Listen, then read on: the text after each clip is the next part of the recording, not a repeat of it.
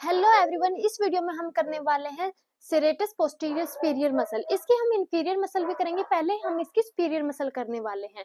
ठीक है, तो इसमें ये देखो कि जो मेरा सेरेटस पोस्टीरियर सुपीरियर मसल है वो बैक की मसल है। ठीक है, और इसका ओरिजिन से स्टार्ट करते हैं। तो इसका ओरिजिन कहाँ से स्टार्ट होगा? इसका ओरिजिन स्टार्ट होता है लिगामेंट का जो लोअर पार्ट है, और जो C7 T1 T2 T3 के जो स्पाइन प्रोसेस है वहां से इसके आगे फाइबर्स अटैच होते हैं। ठीक है, लेकिन ऐसा नहीं है कि जो इसके ऊपर सुप्रास्पाइनस लिगामेंट आता है और लिगामेंटम न्यूके आता है, क्या उस पर इसके फाइबर्स अटैच नहीं होंगे? नहीं, जब वो वहां पर भी आएगी तो इसके ऊपर से जो लिगामेंट जा रहा है तो इसके ऊपर से भी थोड़े बहुत फाइबर्स इसके अटैच हो जाते हैं। उसके बाद यहाँ से मसल नीचे की तरफ गई और इसका मतलब ये स्लिप्स में निकलती है। ठीक है, ये मत देखना कि एक ही मसल है तो ये एक ही मसल, लेकिन ये स्लिप्स में निकलती है। ठीक है, जैसे कि फर्स्ट सेकंड थर्ड फोर्थ, इसकी 4 स्लिप्स होती है। अब ये देखो कि जो C7 से या फिर लोअर लिगामेंट न्यूके से निकल रही है, जो फर्स्ट स्लिप्स वो कहाँ अटैच होगी? R2 रिब्स पे। ये जाके जो इसका इंसर्शन है वो इसके रिब्स पे अटैच होता है। जो रिब्स का जो सुपीरियर बॉर्डर है, जहां से वो इसका एंगल बनता है, जहां से वो आगे की तरफ मूव होगी, वहां पर इसका सुपीरियर बॉर्डर वहां पर जाके अटैच होगी। चलो देखते हैं कि वैसे होती कहां पर है। अब ये देखो, ये मेरी फर्स्ट रिब है, ये सेकंड रिब पे आके अटैच होगी। इसका जो इंसर्शन है वो इसमें 4 रिब्स आएगी, ribs 2, ribs 3, ribs 4, ribs 5। First rib पे आके ये अटैच नहीं होती है। तो ये देखो कि जो C7 से फर्स्ट स्लिप निकल रही है वो आती है हमारी R2 के जो सुपीरियर बॉर्डर है, जहां पर एंगल बन रहा है वहां पर जाके ये इंसर्ट होगी, इसका ये इंसर्शन है। और जो T1 से आएगी वो आती है हमारी R3 पर, जो हमारी रिब्स जो हमारे थर्ड रिब्स है उस पर आके ये अटैच होगी उसके सुपीरियर बॉर्डर पर। उसके बाद आती है हमारी जो T2 वाली आएगी, वो आएगी हमारी रिब्स फोर्थ पर, और जो हमारी T3 वाली आएगी वो आएगी हमारी रिब्स 5 पर। ठीक है, ये आपको समझ में आ गया होगा कि मैं कैसे बता रही हूँ। इसका पहले आराम से समझना।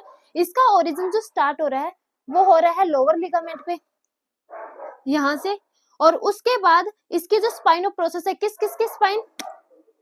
C7 की, T1 की, T2 की, T3 की। ठीक है, यहाँ पर इसके स्पाइन पर आकर इसके फाइबर्स अटैच होते हैं। उसके बाद ये स्लिप्स में डिवाइडेड होकर नीचे जा रही है। ठीक है, उसके बाद अब यहाँ पर जाके ये मत समझ लेना कि इसका कोई भी फाइबर्स आके कौन सी स्लिप मतलब कौन सी रिब्स पे जाके अटैच होगा, नहीं।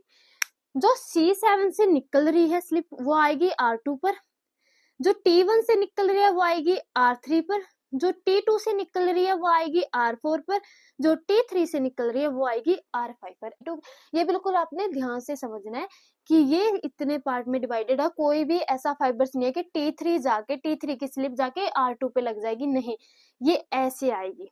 तो C7 से R2, T1 से R3, T2 से R4 और T3 से R5।